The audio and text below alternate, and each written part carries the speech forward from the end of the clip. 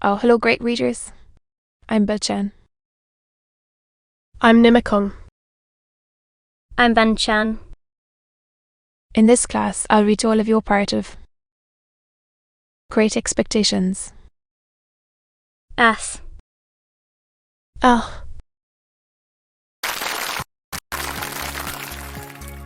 Great Expectations. Charles Dickens. Chapter 48. Week after the first, I had again left my boat at the wharf below bridge. The time was an hour earlier in the afternoon, and then, undecided where to dine, I had strolled up into Cheapside and was strolling along it. Surely the most unsettled person in all the busy concourse, when a large hand was laid upon my shoulder by someone overtaking me. It was Mr. Jaggers' hand, and he passed it through my arm, as we are going in the same direction. In. We may walk together.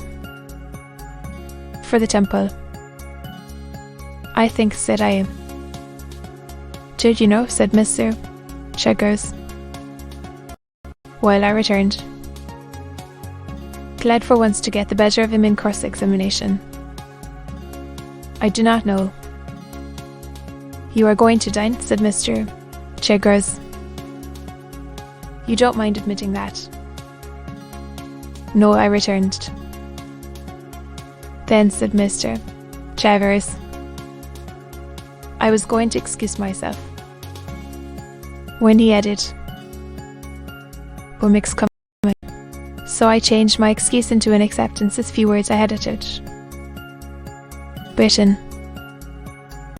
While the lights were springing up brilliantly in the shop windows, and the street lamp lighters, bustle, was skipping up and down and running in and out, had opened white eyes in the ghostly wall.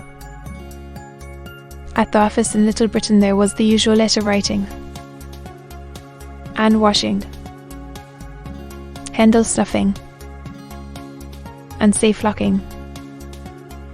That closed the business of the day. As I stood idle by Mr. Jaggers' fire, they were playing a diabolical game at Bo Peep with me, while the pair of course fat office candles that dimly lighted Mr. Jaggers as he worked in a corner were decorated with dirty winding sheets, as if in remembrance of a host of hanged clients.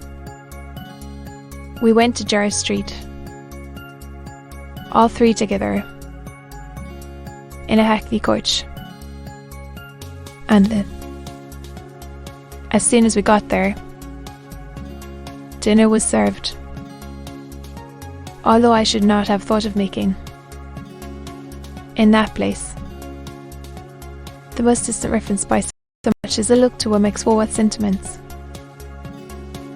A friendly way. But it was not to be done. He turned his eyes on Mr. Jaggers whenever he raised them from the table. It was as dry and distant to me as if they were twin Wemmicks. And this was the wrong one. Did you send that note of Miss Eveshams to Mr. Then? Wemmick, Mr. Jaggers asked. Soon after we began dinner. The Sir, returned Wemmick. It was going by post. When you brought Mr. Thip into the office. Here it is. He handed it to his principal instead of to me. It's a note of 2 lines. It said Mr. Jaggers, handing it on. Your address. You mentioned to her. Yes, said I, casting my eyes over the note, which was exactly in those terms. I have an impending engagement, said I, glancing at Wemmick.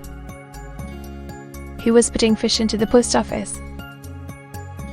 That renders me rather uncertain of my time. At once. If Mr. Pip has the intention of going at once, said Womack to Mr. Chivers. He needn't write an answer. Receiving this as an intimation that it was best not to delay, I settled that I would go tomorrow, and said so. Womack drank a glass of wine, and looked with a grimly satisfied air at Mr. Chivers, but not at me. Though, our friend the spider, said Mr. Chivers, has played his cards. It was as much as I could do to assent. Well,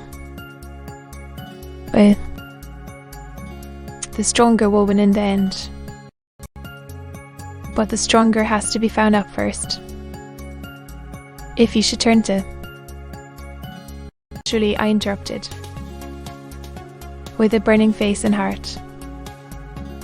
You do not seriously think that he is scoundrel enough for that? Mr. I didn't say so. I am putting a case.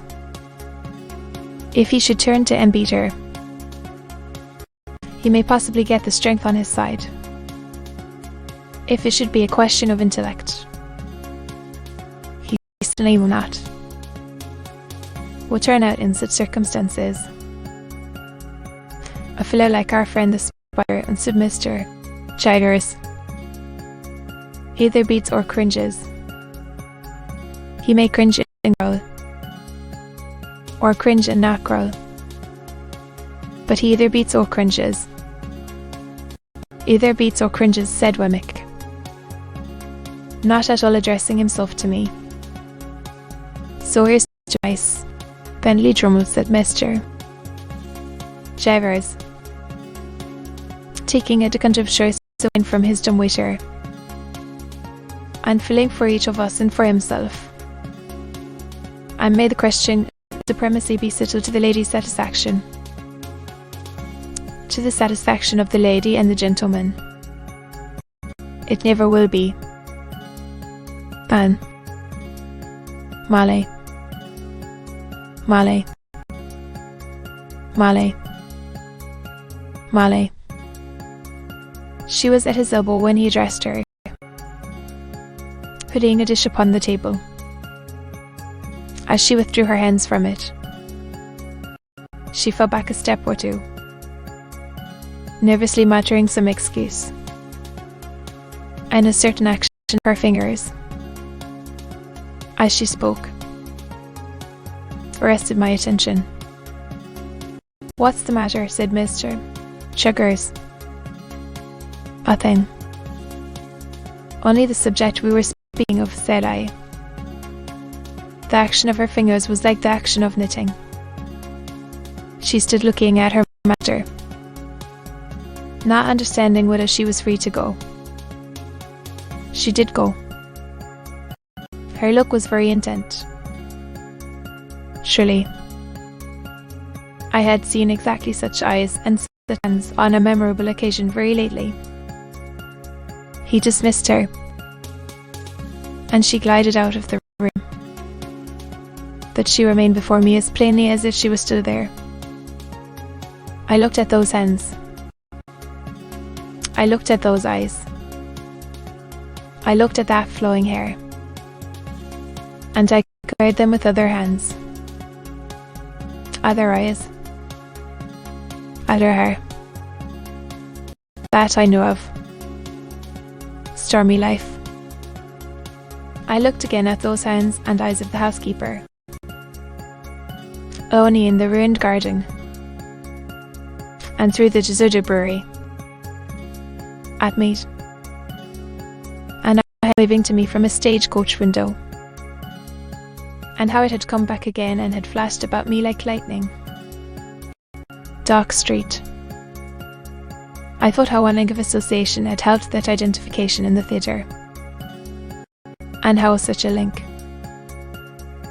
wanting before, had been riveted for me now. Their knitting action, and their attentive eyes, and I felt absolutely certain that this woman was Istilla's mother. Wister. Jiggers had seen me with Istilla. To conceal. He nodded when I said the subject was painful to me, clapped me on the back, put round the wine again, and went on with his dinner. Only twice more did the housekeeper reappear, and then her stay in the room was very short. And Mr. Jiggers was sharp with her, but her hands were Istilla's hands, and her eyes were Istilla's eyes.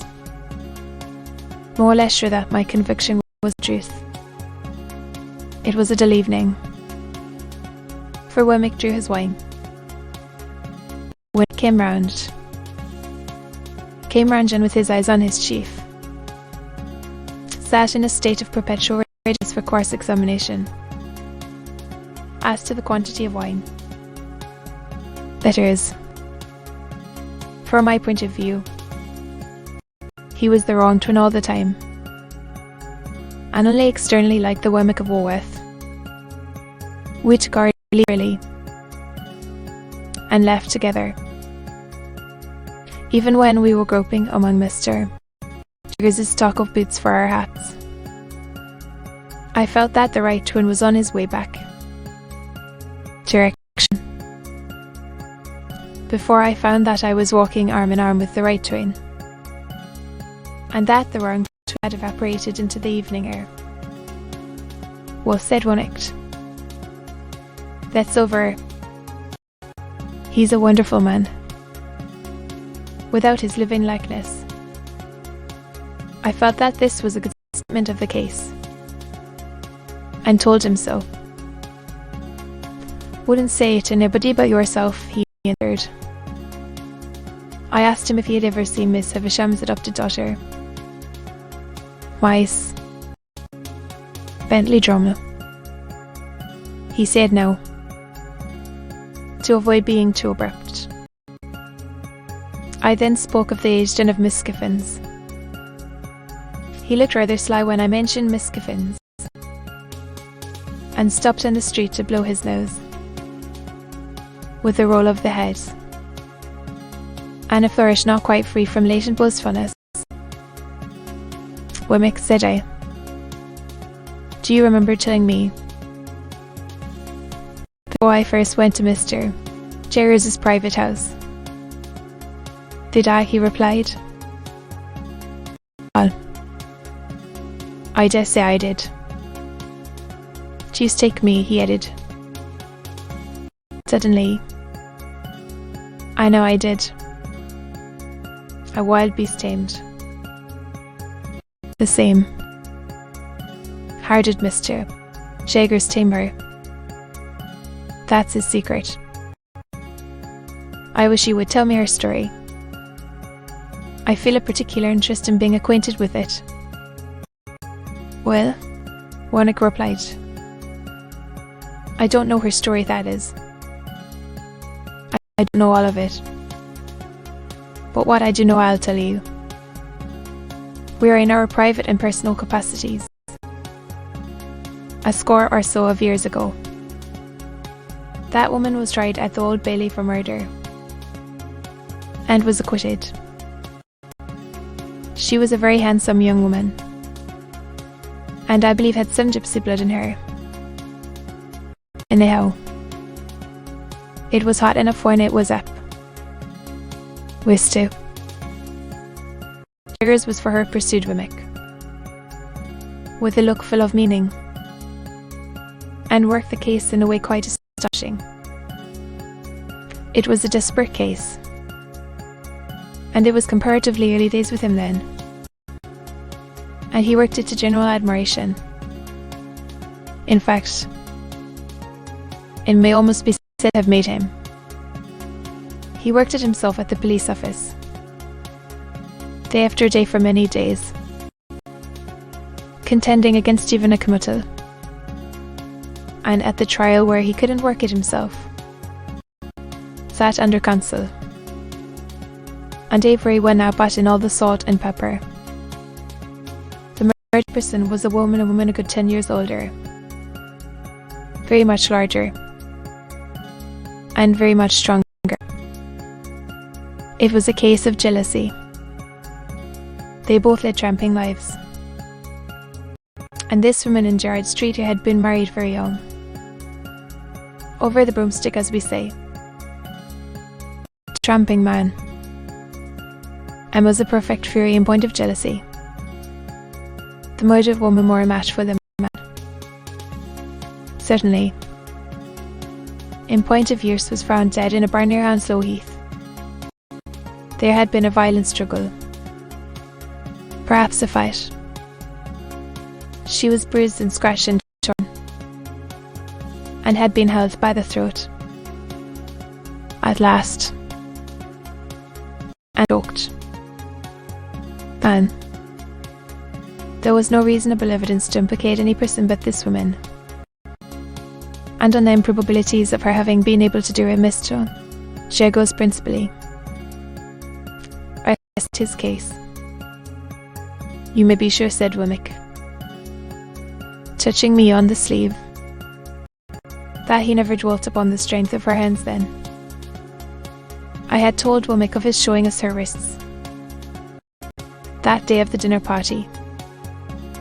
Well, Tor, Wemmick went on. A tappings, apprehension, that she looked much lighter than she really was. In particular, quite a delicate look. Her hands were lacerated.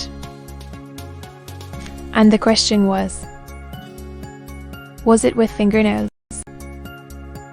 And Wister, as high as her face, but which she could not have got through and kept her hands out of.